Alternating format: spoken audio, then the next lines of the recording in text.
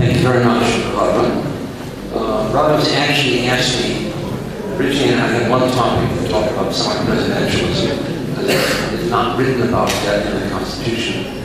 But then the person who's going to talk about parliamentarianism and presidentialism, she couldn't come. So he asked me to do that.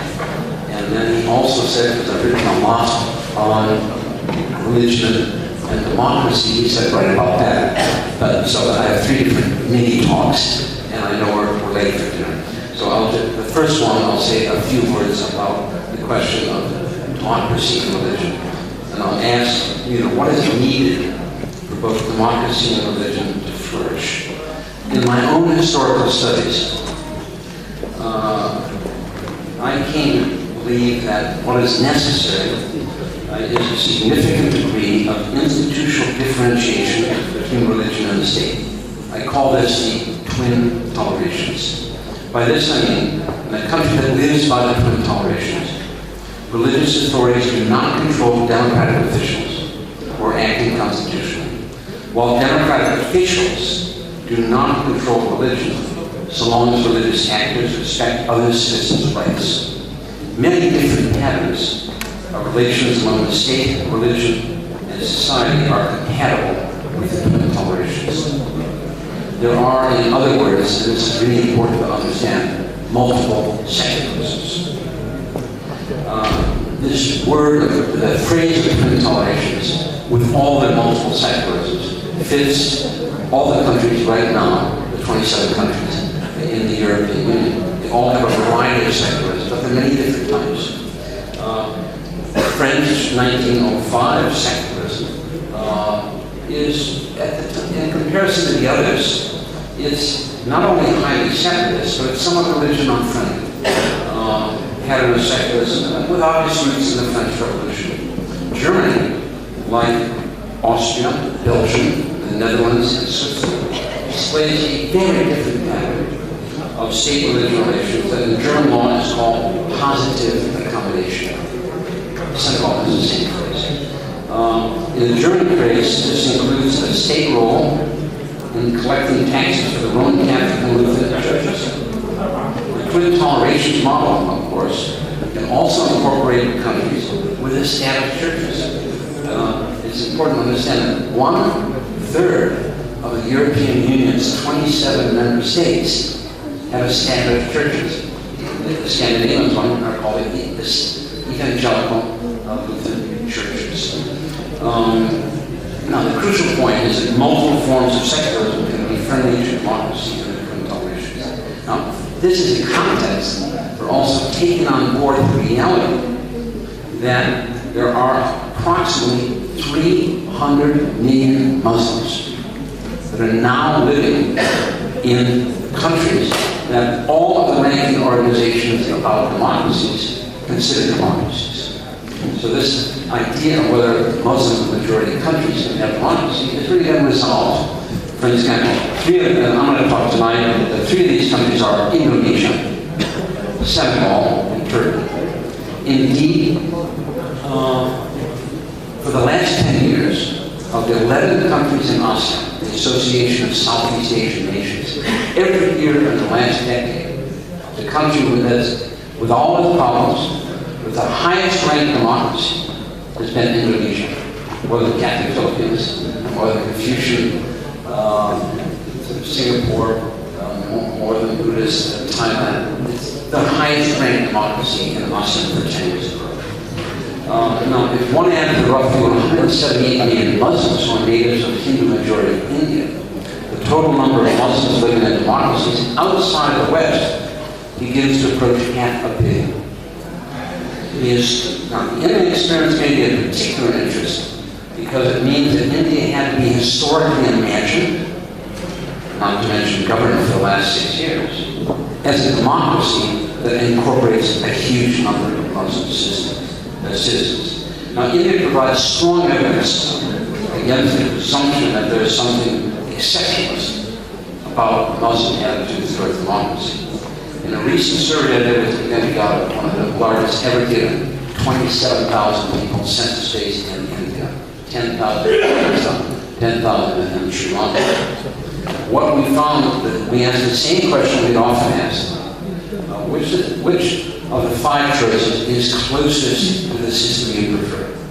What we got was an identical 71% of Hindus in India and Muslims in India said the system that they most prefer under all circumstances for a country like theirs is democracy. By the way, the 70%. I began as Latin Americans, I'm still somewhat of Latin Americans. This is a higher percentage than I've ever seen for any Latin American country, except occasionally for Costa Rica and Uruguay. So 71% is very high. But the political contextuality of religion is huge. In the same survey I said we gave 10,000 in Pakistan.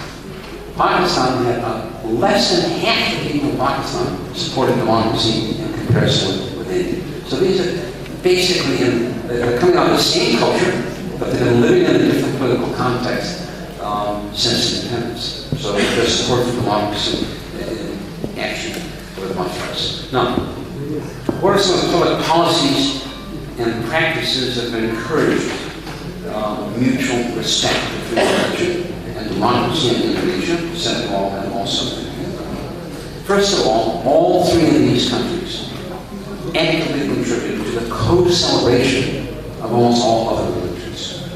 They do this more than Western Europe does. For example, in Western Europe, Denmark, France, Germany, the Netherlands, Sweden, and Switzerland decree a combined total of 76 religious holidays, which workers by law enjoy a paid day off.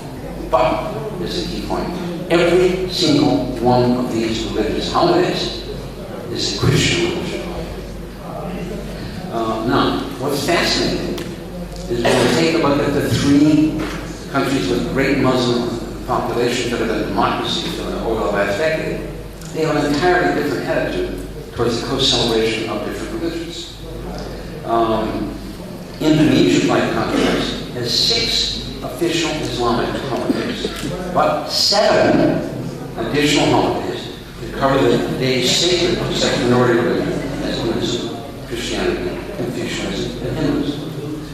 Senegal has 7 public holidays, 6 for the less than 1/10 of the population that's Roman Catholic. Indeed, Senegal also subsidizes pilgrimages to Rome for Catholic citizens.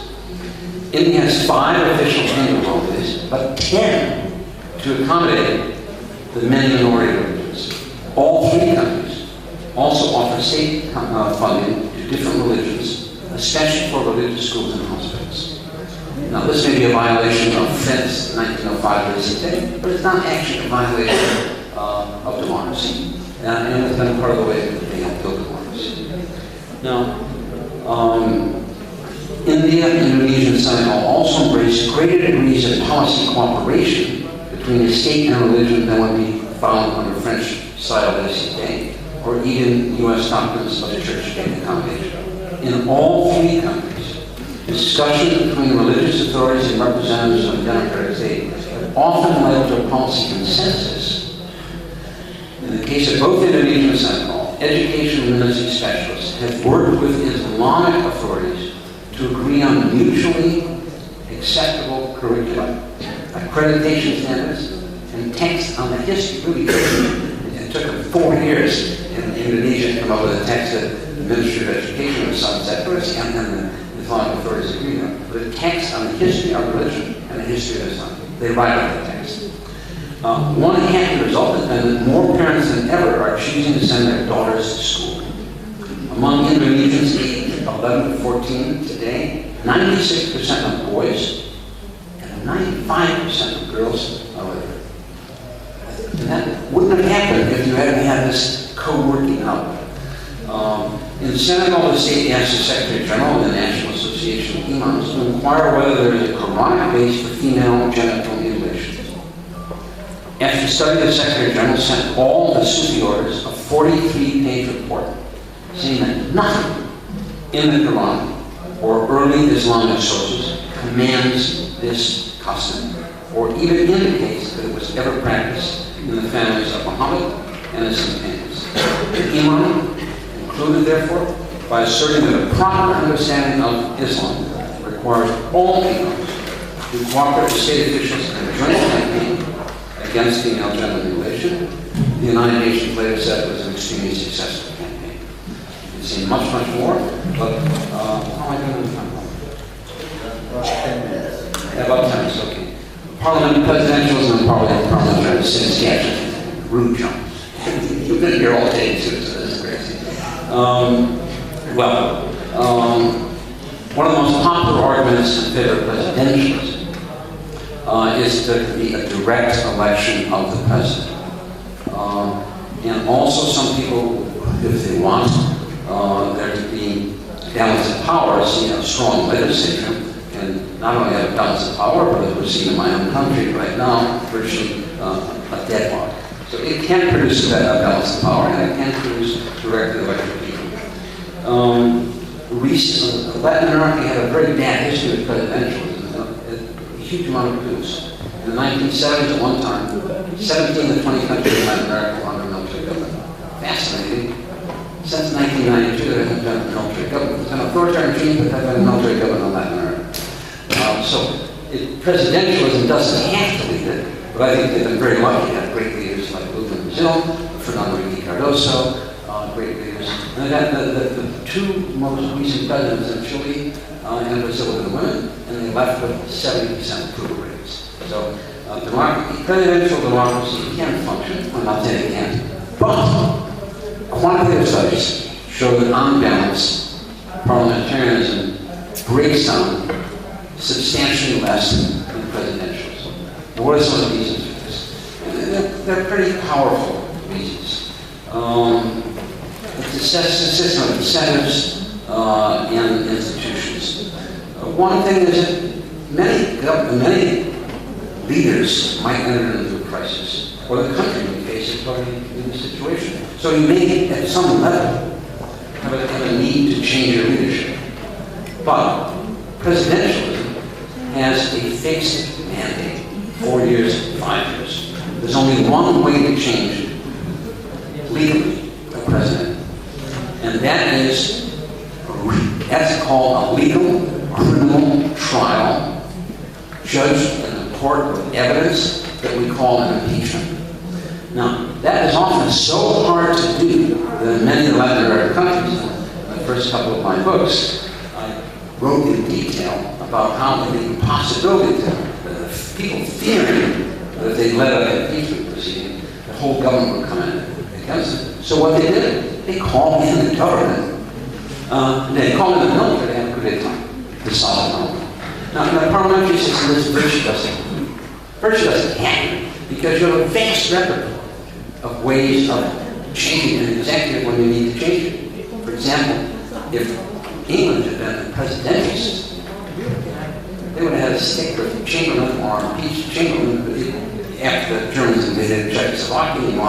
And then you still would have been stuck with Chamberlain's vice president. Whereas it is, just over a weekend, parties met and said, you know what, this is a totally new situation. This is wartime. We need a wartime leader. We need Winston Churchill. And in 2 days they had Winston Churchill. And Winston Churchill reached out and brought in the Labour Party. So it was a dirty coalition. Now, there are many other ways. So parliamentarianism has a repertoire. They can have a vote of no confidence.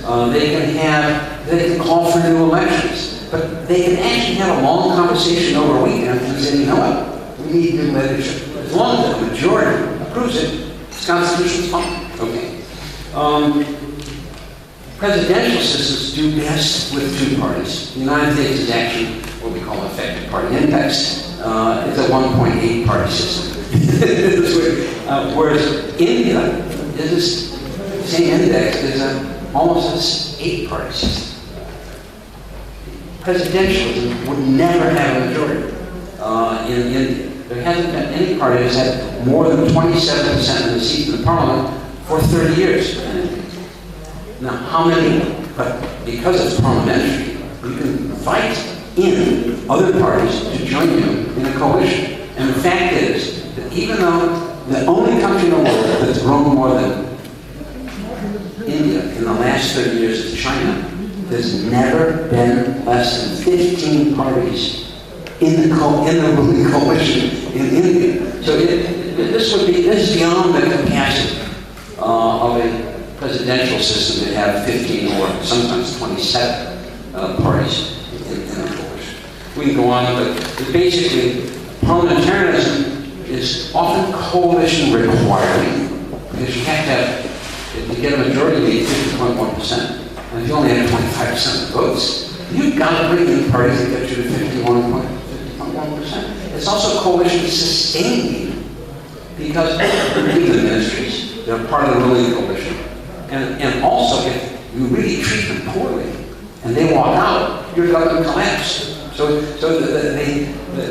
you get some cooperation. Okay, let me go to the question of semi-presidentialism. The only thing that's totally not written in the Tunisian constitution, as you all know, is the form of government. And so basically that's a debate over presidentialism, parliamentarianism, and semi-presidentialism. People keep telling me that there's an increased movement towards semi-presidentialism. And the key thing about presidential, that in some sense of semi-presidentialism, is it involves the direct election of the president. But you also have a prime minister. Now, so this is the only major political alternative that the Constituent Assembly will have to at the moment in the world if they don't want to have presidentialism or parliamentarianism. So the thing is semi-presidentialism. But there are many varieties of semi-presidentialism. So what are the advantages and disadvantages? What are the varieties? And what are the advantages and disadvantages? Because you're going to have to make this decision probably in the next month. And so this is one person's opinion, a Tunisian citizen review. To come here, I reviewed maybe 5 of the most recent studies on the whole question of the figures. Now, 20 years ago, the keynote speaker on the election tomorrow is Professor John Kerry.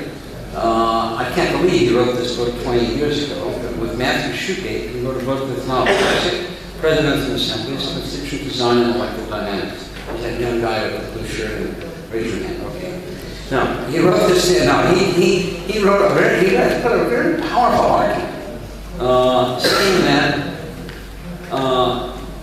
on the basis of incentives and constitutional analysis, they concluded with an argument that there were only 2 major subtypes. One he called premier of semi-presidentialism. And you're going to have to choose between basically these 2 subtypes. Premier presidentialism, where the government can only be dismissed by the legislature. Okay? Or what they call presidential parliamentarism, where the government can be dismissed by both the president and the legislature. Presidential democracies in the world in 1991. I don't even know why they wrote so much, they gave it so much space, but it's not incredible.